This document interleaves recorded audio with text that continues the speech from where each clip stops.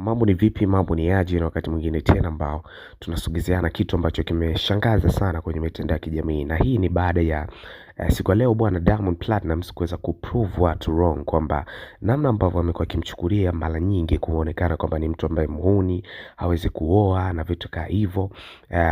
Imekuwa ikimwathiri sana kwa upande wake, lakini kwa hivi sasa ameamua kuweza kuonesha baadhi ya picha na videos ambazo zilionekana akiwepo anafunga ndoa na mwanamke ambaye alikuwa anampenda sana na bado anaendelea kumpenda, nikimzungumzia Zuchu ambaye anaenda kwa jina la Zuhura Othman, jina lake halisi kabisa.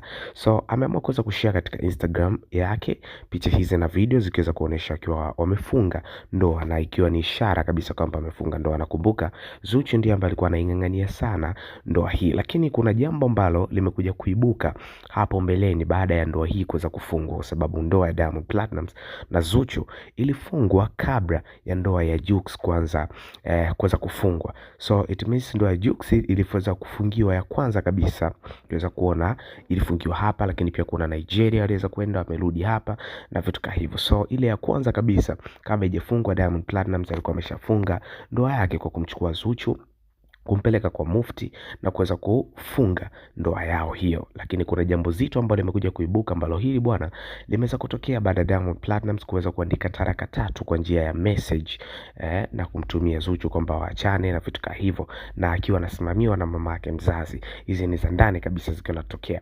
So jambo hili bwana limeweza kumfanya Zuchu kuweza kujikuta analia sana nyumbani kwa mama yake, na muda wote anakuwa anatoka tu na machozi, anagoma kula na vitu kama hivyo, kitu ambacho of course kimekuwa ni stress sana kwa upande wake wa Zuchu, na hii sababu kubwa bado haijaweza kujulikana. So next video nitaweza kukupa sababu ni ipi ambayo imeweza kusababisha breakup nzito kati ya Zuchu na Diamond Platnumz.